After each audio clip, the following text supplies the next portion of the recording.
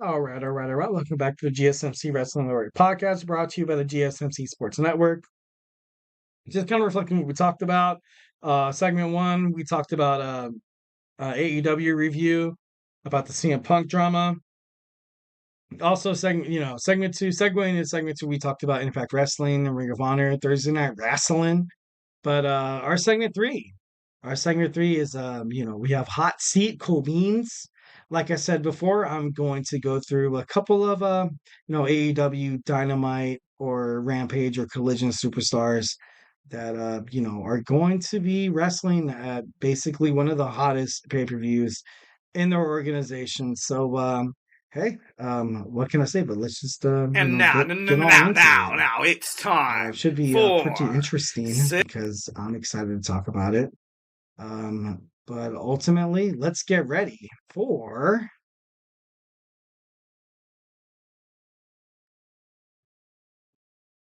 You gotta love it when technology's on your side, but not really on your side, But yeah, just kidding. and now, it's So, time for all right, yeah, sizzling there we go, absolutely, cool. positively.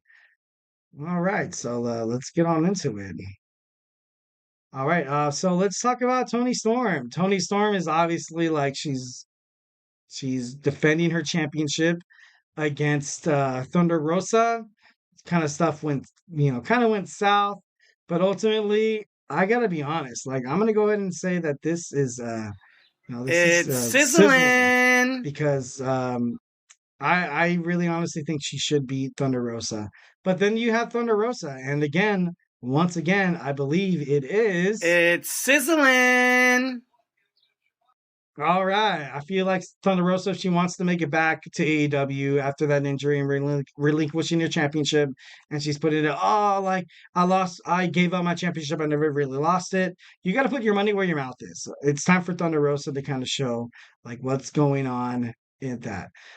For Julia Hart, I Oh, feel like it's to be cool, man. honest, It's all cool, I think man. it's kind of cool here. Like I think she's a great superstar. Obviously, I think that she has a lot of talent behind her. If she loses her TBS championship, I'm not going to be too surprised the Willow of Nightingale. But she has so much talent, and with the House of Black behind her back, I feel like absolutely she's going to continue to be a champ. Nevertheless, Willow of Nightingale. It's Honestly, sizzling. I think it's sizzling here, ladies and gentlemen. Like she's been like kind of like the anti-heel for the longest time. Right now, I know Mercedes Moné was attacked during AEW Dynamite. No one knew what it was. But honestly, I think Willow, if she wants to finally become a champion, she needs to, she needs to put all BS aside and, kind of focus on her own career and not worry about making too many friends. All right, and we have the Young Bucks. The Young Bucks. Honestly, It's I'm going to say it's sizzling. sizzling. I think it's going to be important for the Young Bucks to kind of finally establish themselves as the tag team dominance against FTR at AEW Dynasty. And with all this stuff about like them being EVPs, honestly, it's kind of driving fans away. AEW is a lot better when the Young Bucks are just tag team. I'm sorry. They're a lot better when they're just wrestling. They're a lot better when they're promoting the brand within the squared circle. So, with that. Oh, With FTR, it's cool, man. It's formerly all known as cool, man. the revival in WWE. I feel like it's kind of cool. It's absolutely kind of cool right now because you don't really have too much pressure on you. You kind of have all the pressure kind of like on the Young Bucks, especially what happened on AEW Dynamite.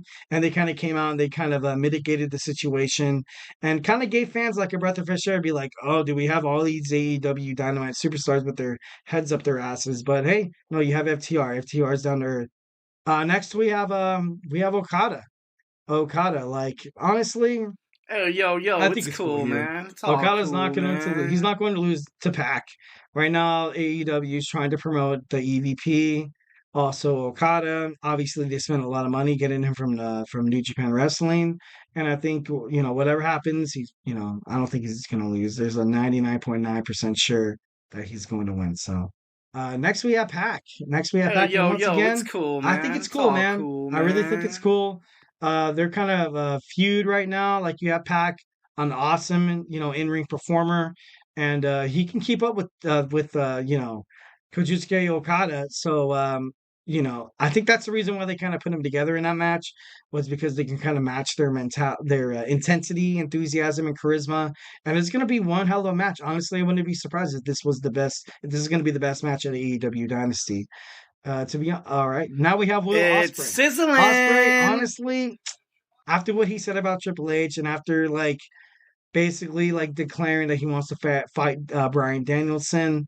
Honestly, he has a lot to prove. He really, really does have a lot to prove because he kind of has that mentality of he was a hot free agent and WWE didn't sign him, and I feel like he's pissed because of that. I feel like that hurts his ego in a way, but I don't know. I feel like there's a lot of pressure on Will Ospreay, but should be interesting. Honestly, Brian Danielson, Hold. I'm gonna go ahead and say like Oh, yo, it's I'm gonna say cool, cool. man. It's all cool, Like I'm man. sure, he's basically accomplished everything in the WWE, in the New Japan, in the AEW, in the Ring of Honor. So I think Brian Danielson, he's proved what he had to prove. And honestly, right now it's a perfect time for him to be like, all right, cool. Like I did what I had to do. All right, Adam Copeland's kind of like the same thing, Oh, yo, where it's cool, man. It's you all kind of cool, have man. him as the TNT champion in AEW, but at the same time, you're like, man, this guy did basically everything in WWE Money in the Bank, two-time Royal Rumble winner, Intercontinental United States, seven-time tag team champs with Christian Cage, World Heavyweights, WWE. This guy has nothing to prove. This guy's basically there for AEW to get ratings. Like he's just there, which is pretty cool.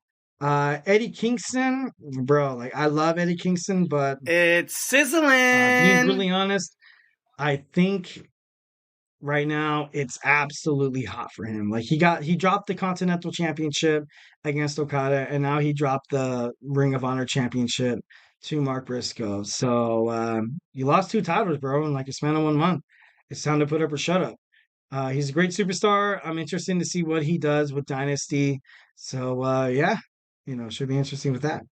And then we have Mark Briscoe. Mark Briscoe right now. It's To be honest, sizzling. and I know like a lot of people might disagree with me on this, but I'm gonna go ahead and say that this boy right here It's is sizzling. sizzling. Right now, this guy's hot. Obviously, he won the Ring of Honor World Heavyweight Championship. He needs to maintain that momentum, much like Cody Rhodes in WWE. If you lose that title in your next bout, dude, you basically lose your chance of perpetuating your name into Hall of Fame. All right, next we have House of Black. House of Black. And I got to be honest, once again, It's these guys are sizzling. sizzling.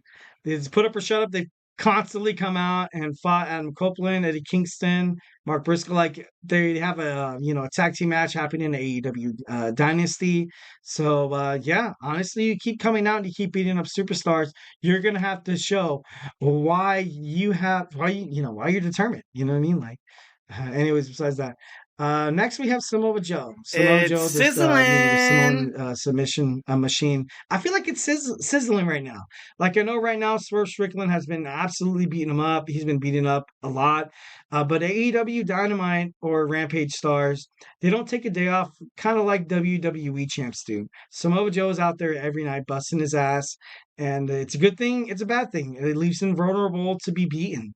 So it should be interesting with that. And my boy, It's Swerve Strickland, sizzling. dude, it's sizzling. It's hot. It's red hot.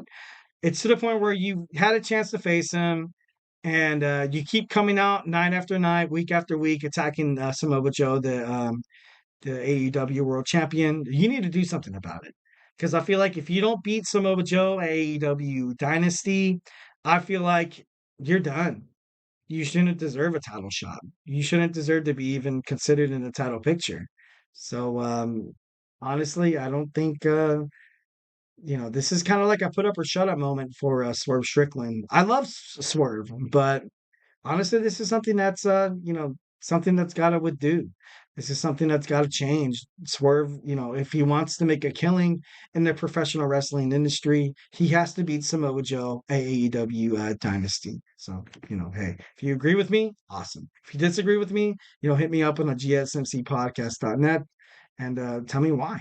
Tell me why he ain't nothing but. I'm just kidding. Anyways, don't go anywhere. We have our Sweet 16 wrestling factions. I'm going to go through 16 wrestling factions. This ranges from the Horsemen, NWO, Degeneration X, The Shield, etc. And we're going to come down to one final winner, one final person from the Sweet 16. People, I feel like this segment can kind of relate to any wrestling fan out there from the 80s and 90s, 2000s. So I'm excited. And y'all should be excited. So let's get on into it when we come